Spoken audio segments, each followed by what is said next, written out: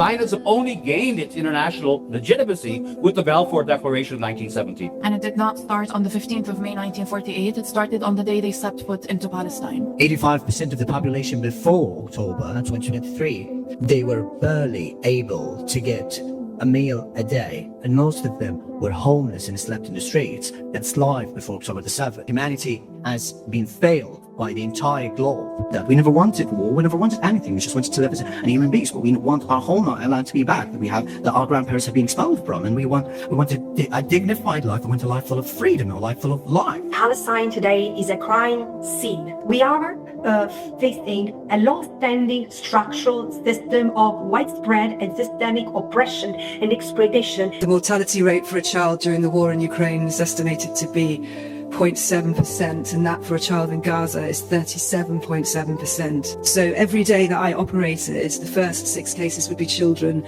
and the screaming in the recovery room would not stop until about 3 in the afternoon. We all saw the near total destruction of Sheba Hospital. I used the word complicity for a while, but having looked at the evidence and studied it and investigated it, I think it definitely crosses the line to participation. All the reconnaissance flights over Gaza, and found that Britain had flown nearly half of them, 47%, which was more than double Israel itself during the genocide.